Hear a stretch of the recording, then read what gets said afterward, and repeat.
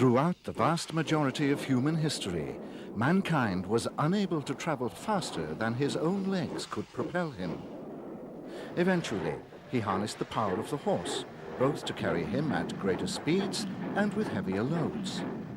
However, forever seeking a faster and more powerful way, the ever-resourceful human animal turned to his own ingenuity and invented the mechanical horse. Whilst today we are accustomed to many forms of mechanical means of transport, the one with the longest history of serving mankind is his first such invention, the railway. For nearly 2 centuries, the iron rails have carried every form of human cargo, from men and women to the cars and vehicles which have supplemented, but never entirely supplanted, the railway itself. The development of the railway went hand in hand with the availability of power to work it, initially that of the faithful horse. But it was the invention of the self-propelled iron horse, the steam locomotive, which was literally to change the world. For over 1.5 centuries, it dominated commerce, but by the middle of the 20th century, it was challenged on all fronts. Soon after, in the land of its birth, it was to give way to the internal combustion engine. Its final decade as the prime mover in the land of its invention was the 1960s. As the 1960s opened, a number of railways were under threat. Railway enthusiasts, a large number of whom had been nurtured in the 1940s and 50s on a diet of railway books and magazines, became more and more anxious to fill their Ian Allen ABC spotters books and to travel over lines that might soon be no more. We've joined members of the Stevenson Locomotive Society as they inspect the damage incurred to the Severn Bridge in October 1960, which had prematurely closed the Severn and Wye joint railway. It's ironic that Severn Bridge is now taken to mean the road bridge.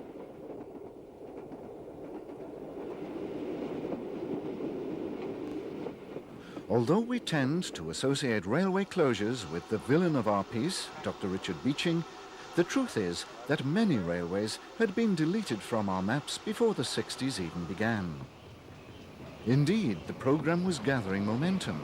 Rural lines such as the Ellesmere to Wrexham branch seen here, which closed in September 1962, having been targeted in British Railways' desperate attempts to stem its mounting losses. Local goods traffic would survive the loss of passenger services on some routes, but without the revenue contribution of the latter, it wouldn't last much longer. Rural Wales was particularly hard hit, the Mid Wales line losing its passenger trains on the last day of 1962, the stump from Llandilo to Moat Lane carrying freight until the 2nd of October 1967. As railway traffic disappeared, so did the steam locomotive. The Churchwood moguls, for so long associated with the long cross-country lines, would all be withdrawn by 1964, whilst even the numerous panniers, which could trace their origins back to the last century, would see their British Railways careers end in 1966, as the nationalised concern had decreed that steam would be eliminated by 1968. The Western region, always first, announced that they would have no further use for steam from the end of 1965. The wave of branch closures in the early 60s meant that some important towns would be devoid of railways altogether. County towns would be no exception. Cardigan, whose 27.5-mile branch wound its way through 3 counties, lost its passenger trains in September 1962, freight lasting only another 8 months. These classic Great Western branch line locomotives, the small prairies, survived for only 1 more year after that. The standard panniers were to be amongst the very few steam locomotives to outlast our decade, as 13 were sold to London Transport, where some continued to work on engineering trains until March 1971. But the 1600s, the last classic pannier design, had all gone by 1966.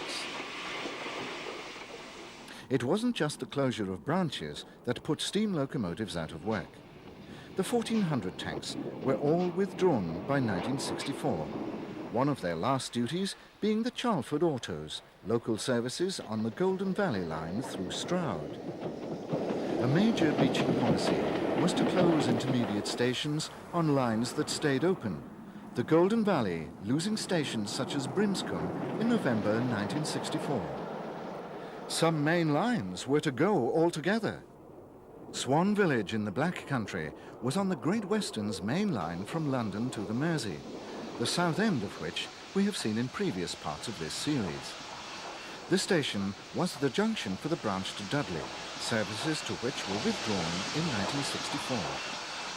A 5600 tank, a class which survived into 1966, is seen on the main line with through coaches and is followed by a hall. The last of these versatile mixed traffic engines would be amongst the 1965 withdrawals, as would the large Prairies, the very last built of which is seen at Brierley Hill on the old Worse line from Starbridge to Wolverhampton. This was the GWR's first main line in the Midlands, but it was closed in July 1962, despite the presence of major industrial sites along the route. Parts were retained for freight use, virtually as extended sidings, but the Great Western suburban services were decimated. The loss of these routes came at the same time as dieselisation, so the steam engine was caught between a rock and a hard place. Even the comparatively modern Manners were withdrawn from 1963 to 1965.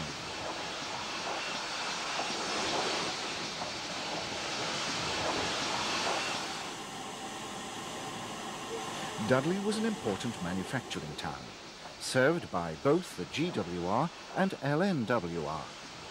The latter had passed to the London Midland region via the LMS, and from the 1st of January 1963, the old GW lines in the Birmingham area were to follow suit as British Railways altered its boundaries. Perhaps nowhere else was this to have such profound effects, as the LMR was in the process of electrifying its main line through the city together with the associated branches. This meant that the GWR lines were to close, as they were regarded as duplicates. The main line itself enjoyed a brief Indian summer, as the closure of Birmingham New Street for complete renewal meant that all London to Birmingham expresses were transferred to this line for a period, using diesels.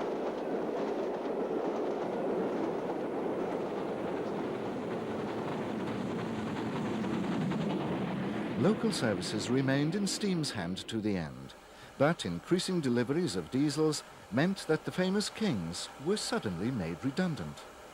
All were to be withdrawn in a single year, 1962, the first of the legendary Top-Link Express classes to be eliminated. Only the pioneer King George V was to be saved, as part of a national collection of notable steam types earmarked for official preservation. It was actually one of the last three in traffic, being withdrawn in December 1962. With the Kings gone, it was left to the Castles to fly the flag for the famous Great Western four-cylinder express passenger locomotive family. They were still being fitted with double chimneys as late as December 1961. But such was the pace of change that the last so fitted, number 5078 Beaufort, was withdrawn 11 months later. Most went between 1962 and 1964, just 11 making it into the last year of Great Western Steam, 1965, when the last of the redoubtable Halls also had their appointments with the scrapyards. But, as we'll see later, that wasn't the end for them all. This engine, with the Slack Hall, remaining alive today on the preserved part of the Great Central Railway. These views were recorded at Banbury, where the Great Central made a junction with the Great Western. The Thomson B1460 is taking over an inter-regional train that would go north over the Great Central. This railway was a cause célèbre of the 1960s, as BR had designated it a duplicate line. It was to be closed in 1966, completing a process begun in 1959, when its expresses had been withdrawn. The GC was one of 3 major north to south routes which British Railways decided to rationalise down to one, the GWR line through Oxford, which is where we see the rerouted Pines Express. This was the famous named express of the Somerset and Dorset Railway, which had lost its through trains in 1962.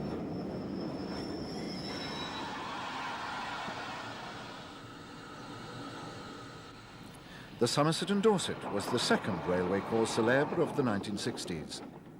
Transferred to the Western region in 1958, its supporters were sure the successors to the GWR were out to get the S&D.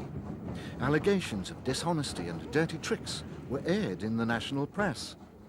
Their worst fears were realised when it was reduced to a local railway from 1962, with 3-coach trains headed by British Railways standard locomotives, the Class 4 tanks being the last new type of locomotive to work on the S&D. Even Barbara Castle, Transport Minister in a Labour administration brought to power partly on public revulsion to Beeching, couldn't reprieve the S&D. A few excursions brought rebuilt Bulleid Pacifics to Templecombe and Evercreech, as the standard 4s and 5s eked out a precarious existence. However, the Somerset and Dorset had a final sting in the tail for the Western region. Closure was postponed to the 3rd of March 1966, torpedoing the Western's no steam after 1965 plan.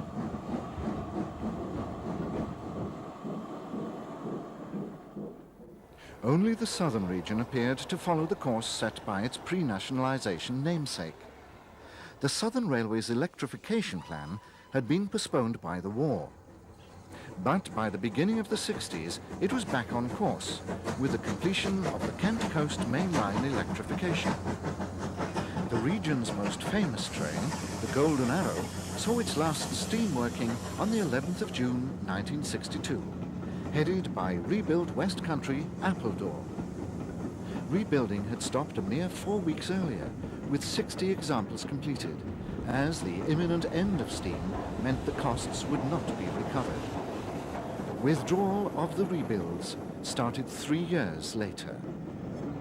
Each of the Southern's divisions, the successors to its constituent companies, was to eliminate steam in turn. In the 1930s, the Brighton Main Line from Victoria had been its first main line electrification, but the branches remained steam-worked. It was the reliance on manual labour, whose costs were escalating during the white heat of the technological revolution, that meant steam had to go, the Southern having planned to keep it until all lines could be electrified. The line seen here, from Three Bridges to Tunbridge Wells via East Grinstead, was a microcosm of Southern planning and BRs. Built by the LBSCR, it was worked in the 1960s by locomotives from both the other constituents, Class H tanks of the southeastern and, seen at Rowfront, Drummond M7s from the southwestern. Stations were, of course, as built by the Brighton, Rowfront boasting a government oil depot, so it had a busy freight traffic as well. The push-pull coaches were 1950s conversions from Mansell corridor stock, built by the Southern itself, and BR standard tanks were used on the freights and through trains. Most of the station buildings and lineside furniture dated back to the golden age of steam, so their costs had been written off. Only the expense of manpower tipped the costs against railways such as this. Beeching's report, entitled Reshaping the Railways, showed that lines like this were not paying their way. The Southern had proved that the sparks effect of electrifying lines and incorporating them into an integrated system could pay dividends. But such thinking, and the capital costs involved, was anathema to a government intent on closure rather than development. It's probable that if events hadn't overtaken it, this line would in due course have been electrified. As it was, its final 3 years saw the Southern region's diesel-electric multiple units drafted in, these being effectively a self-powered version of electric stock. The last H's and M7s went in 1964, the railway itself closing on the 2nd of January 1967, except for the 3 bridges to Rowfont section, kept for the oil traffic. The Southern entered the 1960s with all the steam locomotive classes which it had built intact, except the King Arthurs and L1s, both of which were affected by the arrival of the standard classes and the Kent electrification. The latter released many comparatively modern locomotives for use on the Western Division, including substantial numbers of the versatile Mansell moguls of classes N, N1, U and U1, all of which looked very similar. With their light axle loading and comparative power, the moguls were popular for many of the rail tours that were arranged during the 60s as last runs over lines threatened with extinction, such as the double-track line from Christ's Hospital to Shoreham on the electrified South Coast line from Brighton to Portsmouth. Steam running over electrified lines was no problem at this time, this being a symbol of the Southern's long drawn-out transition from the one to the other. A number of cross-country lines weren't scheduled for early electrification. Amongst them, the line from Redhill to Guildford, which formed an interregional link to the Western at Reading. The Mansell moguls were the regular motive power on the line for many years, but the line came under the scrutiny of the Beeching axe murderers, who recommended it for closure. This was a perfect example of how strict accountancy principles were irrelevant to railway economics, as the line was part of an effective London avoiding route. Wiser counsels prevailed, and the line was reprieved, with diesel-electric units known as tadpoles being provided from the 2nd of January 1965. From then on, its fortunes gradually improved, so that today it's an important artery. A pair of moguls is seen near Gomshall and Shear Station, with one of the end-of-steam rail tours in the mid-60s. The moguls had their origins in the First World War with the mixed traffic Ns, which were adopted as a proposed standard engine for all Britain's railways as early as 1920. 100 of these were manufactured at Woolwich Arsenal in 1920 as kits of parts. When the proposed nationalisation was turned down in favour of the 1923 grouping, 50 of the locomotives were bought by the Southern Railway and assembled at Ashford. From these came the general nickname of the class, Woolworths. They certainly didn't live up or down to this name, the first not going until 1962.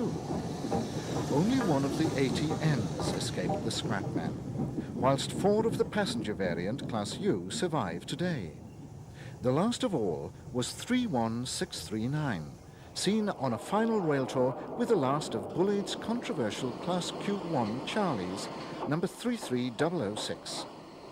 The latter was withdrawn in January 1966, but worked on for a few weeks, whilst the U lasted but a few months more, to the middle of June.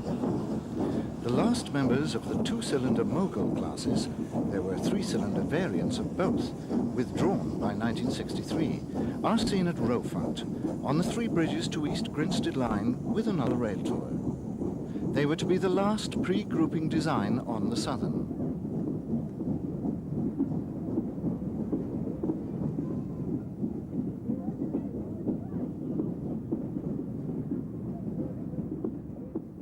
The oldest design on the Southern in the 60s was the Beatty well tank. Their long careers at Wadebridge ended in 1962, but they returned to their old haunts in the London suburbs for 2 last tours in December of that year. Equally venerable were the Adams radials, but they were replaced by these LMS Mickey Mouse tanks, seen at Seaton Junction in the previous year. From 1965 onwards, the only tank engines to be seen on Southern branches were these LMS ones and the various standard types. The USAs became departmental shunters. On what remained of the Southern steam network, the Bulleid Pacifics and standard classes became the last steam survivors. The great Southern Railway electrification plans were to culminate in the laying of the juice rail on the Bournemouth main line, but it had to be done on the cheap. This became the last steam main line as, once again, government funding was restricted on what was potentially one of the most successful electrifications of all. The handover to electrics was natural evolution, but since so many standards and Pacifics were available for the ever-diminishing duties, famous classes such as Mansell's schools disappeared well before the end. Bulleid Pacifics, born in the war when the Southern's electrification plans had been blown off course, fulfilled their designer's intentions, though not as he expected. Rebuilt with conventional valve gear, they were effectively a new design in 1956, the last British mainline steam design of all, and they proved to be amongst the best locomotives ever. They were to be a fitting end to the story of Southern steam, although they had cruelly short lives.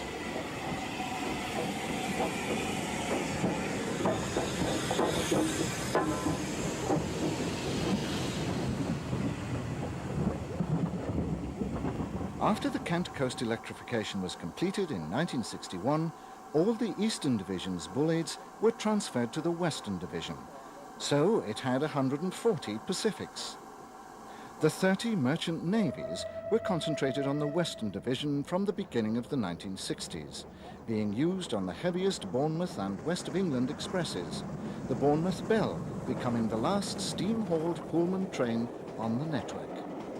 It's seen at Basingstoke, still immaculate towards the end of its life, although it would be withdrawn at the same time as the last of the Pacifics in July 1967. The appearance of the Belle wasn't typical of the last days of steam, but this unidentifiable merchant navy was. Nameplates were removed near the end, leaving just the backing plates, and cleaning was abandoned. The merchants started to be withdrawn in 1964, as the West of England main line beyond Salisbury had been transferred to the Western region on the 1st of January 1963, with the requirement for them to eliminate one of the duplicate main lines to Exeter. Not surprisingly, they chose to retain their own route, but the Southern line wasn't closed, merely downgraded from September 1964 to a secondary line. It was singled in 1966, a year which saw the closure of virtually all the ex-Southern branches beyond Salisbury, as well as most of the withered arm.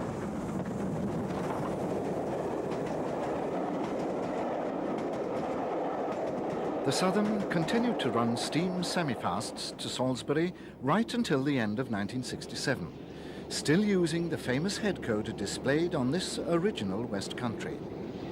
The unrebuilt engines, there were 50 of them, were withdrawn in preference to the rebuilds, but as the end drew near, any failure meant withdrawal. The Lymington and Swanage branches were to be the last steam-worked branches, and were visited by specials using these engines. On the 9th of July 1967, the last day of Southern steam, there were still 2 original Bulleids amongst a theoretical 72 active steam locomotives, most of which were rebuilds. The Southern region ran 2 farewell specials a week earlier. 35028 Clan Line, due to be sold out of service a week later, is seen on one of these at Wargret, the junction for the Swanage branch.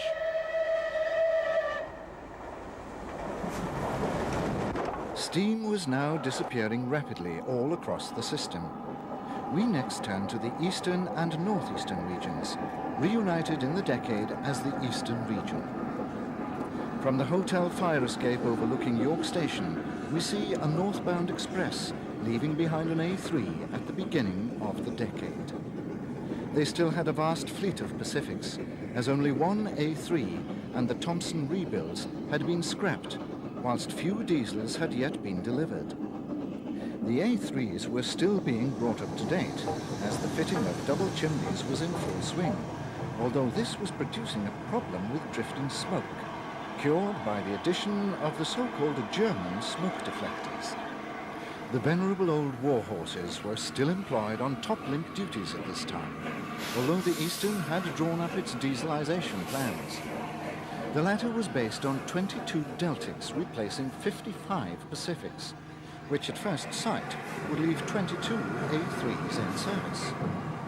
The diesels were due for delivery in 1960, but production delays meant that the first ones didn't appear until March 1961, too late to have any influence on the summer timetables for that year. However, from the beginning of the winter timetable, some A3s became redundant, but the expected onslaught failed to materialize. Just 6 were taken out of service in that year, the last of the class going in early 1966. Parallel with the story of the A3s is that of their famous successors, the A4s. Most appropriately, Peterborough is again our location as the most famous one of all enters the station with an up express. The badges on her boiler casing reveal her identity even before we see her number, as this is Mallard, the fastest steam locomotive ever. She had achieved her place in history a quarter of a century earlier on the well-known racing stretch of Stoke Bank, just to the north of Peterborough, and she had been placed on the National Collection List for preservation when withdrawn. This took place a few weeks after this shot was taken, in April 1966. The Eastern region had comparatively little requirement for the larger British Railway standard classes, although it made good use of the 9F freight engines and their turn of speed. The East Coast Main Line was well served by the indigenous locomotive types, which were to give way to diesels during the 60s. The A4 class remained on top-link work until displaced by the flood of brush-type 4s, a class developed at the instigation of the Eastern region. As they lost the prestige work, the streamlined Pacifics were cascaded onto other duties, such as sand-fasts, which they proved quite adept at handling. Denied the funds to electrify their main lines, the Eastern authorities had embarked on a more gradual approach to the elimination of steam than the Western and Southern regions. But they were to dispense with their last steam engines on the last day of 1967. Before that date, a number of specials were run to commemorate the great days, members of the A4 class being especially popular for these duties. This is number 19. They were usually referred to by the last 1 or 2 digits of their numbers. Bittern, transferred south for a rail tour. The engine that follows, number 9, Union of South Africa, was, like Bittern, one of those which found employment on the Scottish region's Glasgow to Aberdeen expresses, which provided a true Indian summer in the mid-60s for these great engines. Their rundown paralleled the A3s, 5 going in 1962, although 6, including these 2, worked into 1966 from Aberdeen's Ferryhill shed. Naturally enough, they were popular for preservation, and both were to see a new lease of life on withdrawal.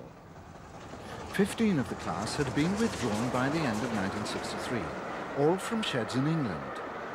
Gateshead retained 2 more until their withdrawal in the spring of 1964, but half of the class was to work in Scotland.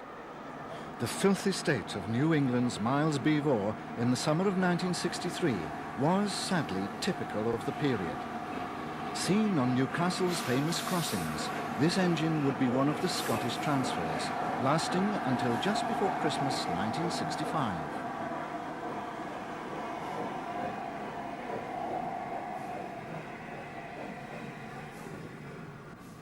The Mallard pub at Essendine, commemorating the famous record, witnesses one of the final designs of East Coast Pacifics climbing Stoke Bank. Peppercorn's A1s and A2s, despite their later construction, suffered withdrawals over the same period as the Gresley machines. Only one of the 64 built would survive. A2 number 60532 Blue Peter, one of a number of this class which had been allocated to the Scottish region for most of its life, sharing the final duties on the Aberdeen expresses with the A4s. The Peppercorn engines also appeared on specials, and A1 number 60122 Curlew, their names continued in the Gresley tradition, is seen at King's Cross in the company of the legend herself, Mallard. Curlew was one of the 1962 withdrawals, which from then on were of locomotives requiring shopping from any of the Pacific classes. On this occasion, Mallard was about to take one of the annual Ian Allen Loco Spotters Club specials north, up the East Coast Main Line. The publisher was a major sponsor of such trips in the early 60s, and Mallard was to undertake a considerable number of rail tours in that year.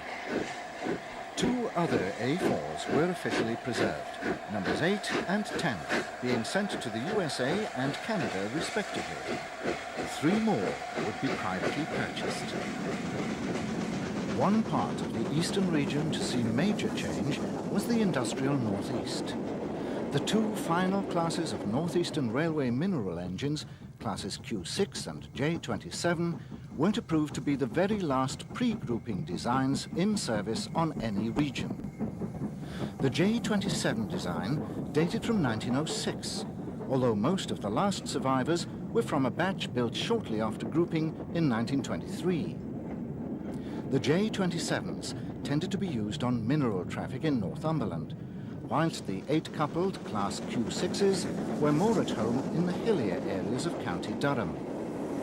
Both types were used on the traffic for which they were built throughout their lives. The Northeast was, of course, the cradle of railways, and the Northeastern Railway and the LNER had built up a huge network of lines to service the collieries and industrial plants. Beeching was to make savage inroads to the passenger services, but many lines remained open for freight. There were a number of private systems, most notably the Lambton Colliery lines, which had developed their own distinctive breed of locomotives, and had once carried passengers. Upon nationalization, the system had been incorporated in the National Coal Board, which had a vested interest in continuing to use steam engines. So steam at Philadelphia would outlast that on the main lines to the end of the decade. 2 of these tanks were preserved and remain in the area on the North Yorkshire Moors Railway. One of the best-known freight lines in the northeast was from Tyne Dock to Consett, where there was a massive ironworks. The line had had a passenger service until 1955 at the Consett end, but had been a dedicated freight line since then. Heavy ore trains had been operated by Northeastern Railway Class Q7 3-cylinder 080s and LNER 01 280s. The 27-mile line was heavily graded in the direction loaded trains had to take, as they carried iron ore up from Tyne Dock to Consett, situated high on the eastern side of the Pennines. The principal problem was the 9-mile climb from Euston through Anfield Plain, with its gradients of between 1 in 65 and 1 in 35. Following an expansion of the plant's capacity in the early 50s, the Tyne Improvement Commission, BR and the Consett Company had instituted a form of merry-go-round operation of the ore trains. For these, a batch of Class 9Fs had been specially fitted with air pumps to operate the brakes and discharge doors of the dedicated hopper wagons. These were run in 3 fixed rakes of 9 wagons and a brake van, which weighed nearly 800 tons, and up to 10 trains a day would be run, with a 9F at each end. More LNER locomotives are seen at Bridgetown Central on the Scottish region on the eastern side of Glasgow, where the newly erected 25 kilovolt overhead catenary heralded the end of steam suburban working in the city. This was the second phase of the famous Glasgow Blue Trains electrification, which was inaugurated on the 29th of May 1962. Steam had had one brief reprieve when the first part of this scheme had been inaugurated and withdrawn, but this was to presage the end of steam suburban workings in Scotland. By contrast, Scotland had a number of long, straggling main lines which served sparsely populated country, prime targets for beaching. Most notable was the Waverley route from Edinburgh to Carlisle, which outlasted steam but only just. It closed in 1969. Scotland also had many branches serving small communities, which were under review at the beginning of the decade. One such was the Killin branch, a short line which ran from the Callander and Oban line at Killin Junction alongside Loch Tay. Closure came in 1965. A rather more positive note had been struck at the end of the 50s when the North British Glen Douglas was restored to its pre-grouping livery. Scottish Region had retained an example of each of the principal Scottish companies' locomotives, together with 2 Caledonian coaches for use on rail tours, a most notable public relations exercise. The coaches are seen here, behind a North British Class J 36060 during the 1960 Scottish Rail Tour, which visited many of the branches and lines then under threat.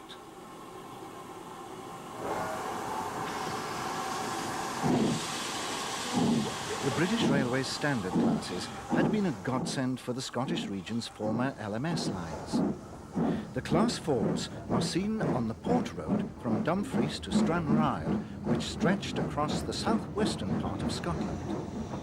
The branches went in 1964, and the main line, condemned by Beeching, went in 1965. Boat trains to Stranraer Harbour for the Irish traffic were diverted to take the long loop via Ayr and Kilmarnock.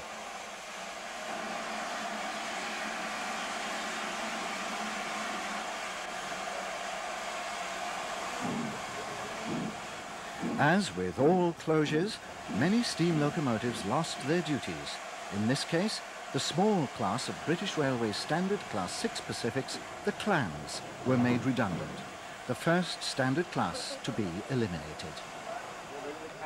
At the beginning of the decade, there were many pre-grouping classes still in existence in Scotland. Over 100 of these Caledonian 060 jumbos remained in 1961, although all were gone by 1964. The great Scottish company's entire stock being eliminated by the end of 1964, when the final Pickersgill goods engines went.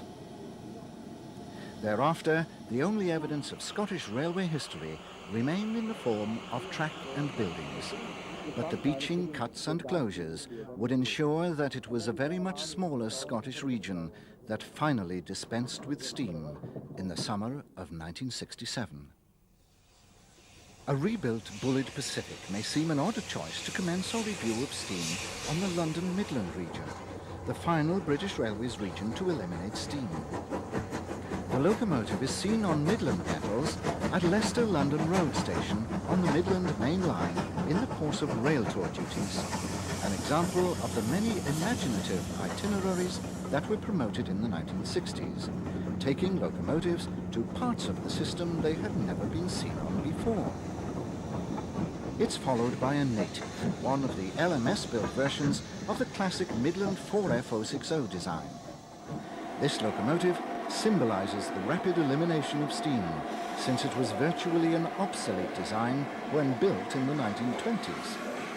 Yet here it was, surviving almost to the end, alongside the far more modern designs which would, in the normal course of events, have been expected to have replaced it. The British Railways Class 2 tanks were the kind of locomotives which would have replaced the 4Fs. They were a development of the LMS's own final local passenger design, the Ivat Class 2 tanks. The word development is probably a little strong, as they were really the same as the Ivat engines with some BR standard fittings. Like all the BR standards, they had foreshortened lives, as the spate of closures at the beginning of the decade, followed by the Beeching cuts, meant they were rapidly put out of a job. These engines are seen leaving Leicester on their way to work on the well-known branch along the southeastern edge of Rutland, between Seaton Junction and Stamford in Lincolnshire, together with examples of the earlier Ivat version. The branch itself passed through delightful countryside and had one intermediate station at Morcott before joining the ex-Midland line from Melton Mowbray to Peterborough at Luffenham. Its history and eventual closure was a familiar story in the post-Beeching era. It was the product of Victorian rivalry between the LNWR and Midland Railway, and had originally been part of the former's Rugby to Stamford line, which had used running powers over the Midland. A desire to reach Peterborough led to a new direct line, making the Stamford line a branch. But Beeching's elimination of duplicate routes was to see both the new line and the branch close in June 1966. As ever, push-pull trains and the LMS and BR standard tanks were scrapped. LNWR lines in North Wales were also the haunts of the LMS and BR tanks, which had eventually completely replaced the various LNWR 242 and 062 tanks whose progress we have followed throughout this series. This domination was to be short-lived. The combined effect of a massive program of investment in diesel multiple units and the closure of the railways for which they were ordered meant that steam replacement on local services was accelerated. Caernarfon would keep its passenger services until the end of the decade, but the Amlwch branch, which had been dieselised in 1956, reversed the trend, steam returning from Christmas 1961 until the line's Beeching-inspired closure exactly 3 years later. Another LNWR class whose progress we have charted throughout this series is the famous Super D 080 mineral type. In the light of the history of that great railway's locomotives under the LMS, it's not surprising that these were the only LNWR locomotives to work on British railways in the 1960s. Like the early Britons, they retreated to the Welsh hills, where they shared duties on the Central Wales line with their successors and the BR standards. But by the beginning of 1964, there were only 5 left out of the original 502 engines. All would be gone by the end of the year. One would be kept for the National Collection, a fitting example of the LNWR's great tradition, a railway whose heritage had received scant attention. The Central Wales line also remains today, but Beeching and all his cost-cutting successors have tried to close it. It was to be singled and reduced to a diesel multiple unit run basic railway. In 1961, a DMU on the LNWR main line in central Birmingham crosses the Midland main line near Saltley as the Pines Express, before it was diverted away from the Somerset and Dorset, heads north behind a Black 5. Another member of the same class is banked by a 4F towards Camp Hill. The latter class would not be extinguished until 1966. The same Black 5 is next seen entering Walsall station with the Pines, having virtually circumnavigated Birmingham. The chocolate and cream coach is virtually the only sign of Western region influence on the S&D's trains. But an ominous shape of things to come is symbolically waiting to take over from the Black 5. Earlier, we saw how former Great Western lines in the Birmingham district were decimated in the 1960s after they had been transferred to the London Midland region. The LMR's own inheritance of services and lines fared a little better, but many of those which served villages and communities outside the main metropolitan sprawl were to be cut back under Beeching and before. Upon nationalisation, the Midland's Birmingham to Bristol main line had fallen within the Western region, but in 1958, lines north of Barnt Green reverted to the LMR.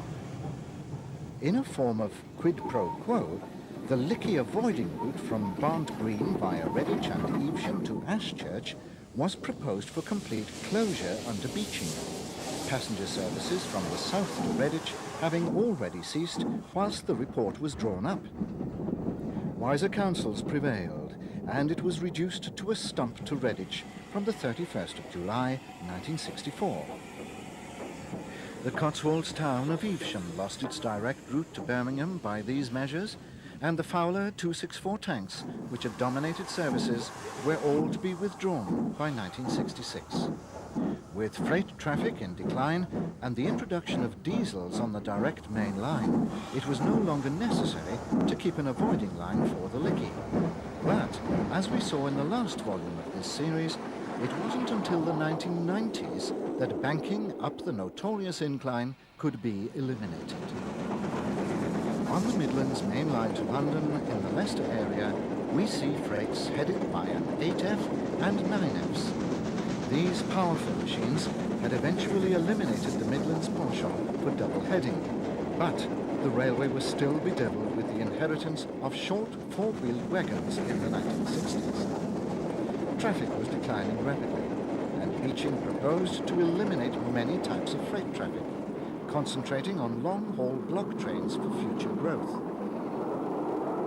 The combination of all these changes was catastrophic for the steam railway, as the closures of branches and local stations, the reductions of goods traffic, and the introduction of diesels and electrics all combined to eliminate steam and its infrastructure. Even modern steam locomotive types rapidly became obsolete under these pressures. The main lines were almost as much affected by Beeching as the secondary ones, as the closure of wayside stations eliminated much work. The West Coast main line between Lancaster and Carlisle was to have all but 2 stations closed, only Oxenholme and Penrith remaining.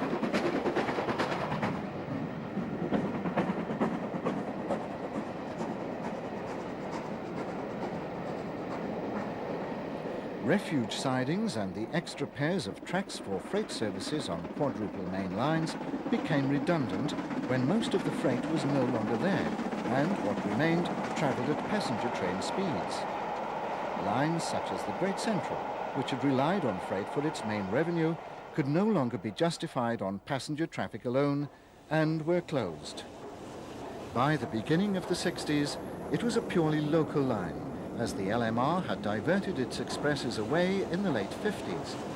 But they were to transfer some of the superb rebuilt line Scotsman to eke out their days on local passenger duties. Displaced by diesels and electrics from the West Coast main line, they were to be withdrawn between 1962 and 1965. Their final condition mirrored that of most steam engines from 1963 onwards, as they ran unkempt and devoid of their nameplates. The Great Central was to become the last haunt of a number of famous classes in the 60s, as, with closure expected, there were no plans to equip it with diesels.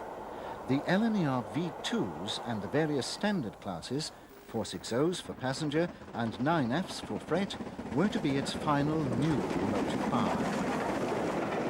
As the changes accelerated throughout the decade, steam sheds took on a different appearance. This is Carlisle's famous Kingmore shed, apparently still a hive of activity, with its 8Fs, Britannias and 9Fs all ready for the road. But behind the scenes was a more depressing sight. Rows upon rows of redundant express engines awaiting the scrapman's call. All the famous names were here, from Jubilees to Scots. The march of modernization claiming many victims, witnessed by the yellow stripes on the cab sides, which indicated steam locomotives banned from running under the wires.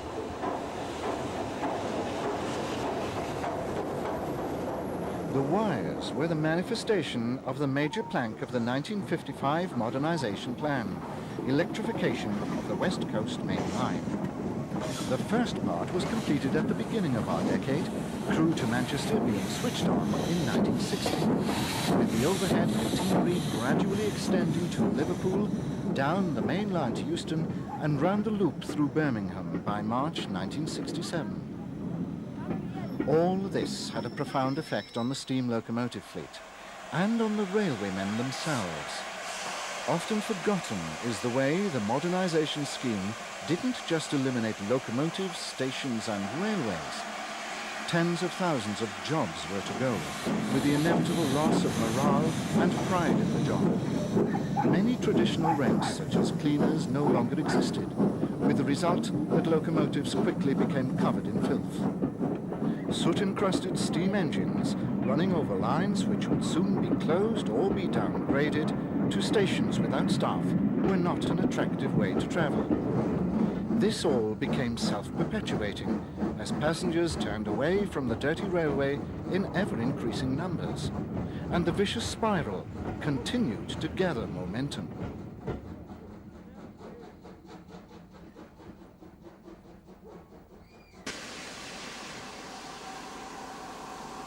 The very nature of steam production from coal was conducive to the emission of soot and dirt, and the elimination of all forms of steam power was an objective of government in the 1960s.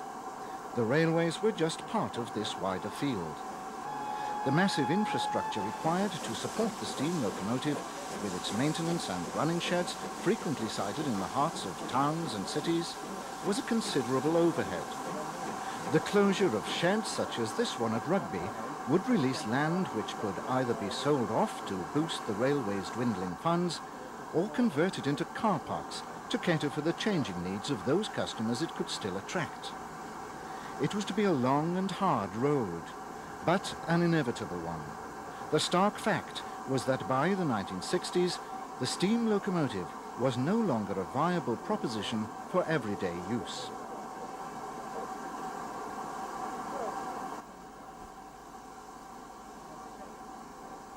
The London Midland region was to be the very last bastion of steam on British railways, its carefully integrated steam fleet being run down through most of the decade. The most notable victims of the electrification were to be the much revered S&D Pacifics, withdrawal of which began with the Princesses in 1961 and 62. The latter year was to see the first Duchesses withdrawn, a true indication that the need to eliminate steam had overtaken the original phased replacement of the modernization plan. Had that scheme been followed, the Duchesses wouldn't have become redundant until the full electrification from Euston to Crewe had been completed. But a very short-term plan replaced them with diesels from 1962 onwards. All would be gone by 1964, 3 years early. A Black 5 reversing under the wires takes us to Crewe, the heart of the LNWR and LMS, as well as West Coast electrification. The famous junction was to see the transition from steam to diesel to electric, remaining the hub of the system. The story of many locomotive classes was to end here, and it was the lack of political will and funding that was to result in the last stronghold of steam in Great Britain being the main lines north of Crewe. Although the wires ran north from Crewe to Liverpool, the main line beyond Weaver Junction to Glasgow was deemed too expensive for electrification in the 60s, the wires having to wait until the next decade. As a result, many of the LMS standard classes, such as the Jubilees, would see their lives continued until 1968. This Jubilee is 45684 Jutland. The application of the yellow cabsite stripe doesn't appear to have been consistently applied, and many steam engines continued to work under the wires.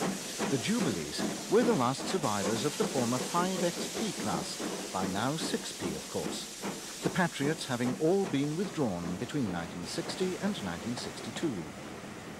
The end of steam also saw the end of pre-grouping coaching stock, as BR had built large numbers of standard Mark I coaches, which were more than sufficient in number for remaining services. The rundown of the 8P Pacifics was completed in 1964, when the last of the Duchesses were retired. Surprisingly, none was included in the National Collection of Significant Locomotives, but one, City of Birmingham, went to the museum in its namesake city. The great holiday king, Billy Butlin, had seen the rundown of steam as a source of added attractions for his seaside resort camps, so he purchased 2 of the redundant Duchesses. The attraction waned in later years, and they were made available for display elsewhere, and eventual resale. Thus, by this convoluted route, the gap in the national collection was made good, and the Duchess of Hamilton has become the flagship of the National Railway Museum at York. The first numbered but not first built Black 5 and Royal Scot 460s were to be retained for the collection. It's an interesting coincidence that neither deserves its place by virtue of originality. Both are, of course, valuable in their own right. None of the smaller standards would be retained, although the little Class 4 moguls were probably the epitome of the classic British mixed traffic type. The last LMS-built Pacific is seen at Preston at the end of her days. IVAT had produced 2 modified versions of Stannier's Great Duchesses in 1947. On their completion, it was announced that they had been built with a view to comparing them directly with the 2 mainline diesels that were built at the same time. The latter, the numbers 10,000 and 10,001, the first British mainline diesels. The result of the contest was never revealed, but by 1964, diesels had ousted the Duchesses over Shap. The picturesque Pennines would be amongst the last haunts of the British steam locomotive. The last crabs were withdrawn during 1967, at the end of which steam was eliminated from the main line over Shap. Thereafter, steam was only to be seen on the other routes in Lancashire, as it worked into its final year. As 1968 dawned, 8 Fs, a few standards, and perhaps most appropriate of all, a number of Black 5s were left. The work was traditional. There were still plenty of classic short wheelbase wagons, but they would soon follow the locomotives into oblivion. All the Britannias had been transferred to the LMR, and all but one would be withdrawn before the end came, when 70013 Oliver Cromwell headed the last British Railway steam train on the 11th of August, 1968. It then joined the National Collection and went to Bressingham. After that, it seemed the only place for a steam engine was on a plinth. Billy Butlin certainly thought so, although, as we've already related, he would later release them. This Duchess would also end up at Bressingham with Oliver Cromwell. Her companion at Ayr, a Brighton Terrier, came too. For most steam engines, the destination was the scrapyard and oblivion. However, unbeknownst to those who mourned its passing, among the weeds of Woodham's Brothers' scrapyard in Barry, South Wales, there lay the seeds of the great preservation movement of the future, and many more decades of steam.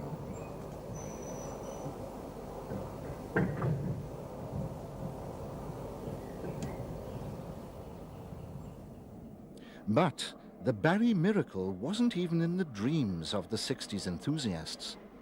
They saw the future in the preservation of a few locomotives direct from BR service. Foremost amongst the active purchasers was Patrick Whitehouse, whose railway roundabout programs on the BBC had done so much to record the last days of steam. Together with a group of like-minded friends, he set up the Birmingham Railway Museum at Tyseley and purchased the last active Great Western Castle-class locomotive, 7029 Clun Castle. From 1965 to 1967, Clun was used on many rail tours, some taking her to places which had never previously seen castles, including Carlisle. Another private purchaser was Lord Lindsay, who bought the last Gresley K4 mogul, the Great Marquis. This also broke much new ground, such as the southern region.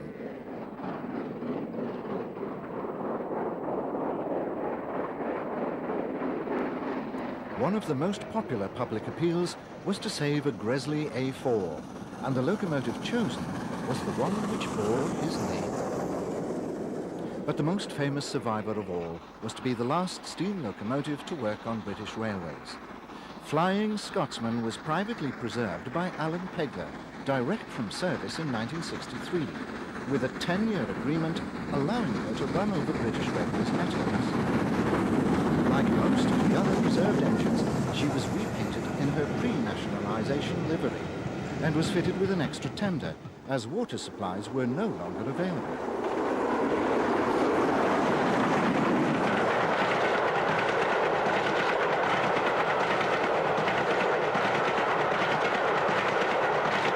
When steam ceased on the 11th of August 1968, BR imposed a complete ban on steam. but Alan Pegler's agreement stood firm. So, at the end of the 60s, Flying Scotsman was the only steam engine allowed on B-yard main lines. Who would have forecast any more decades of steam?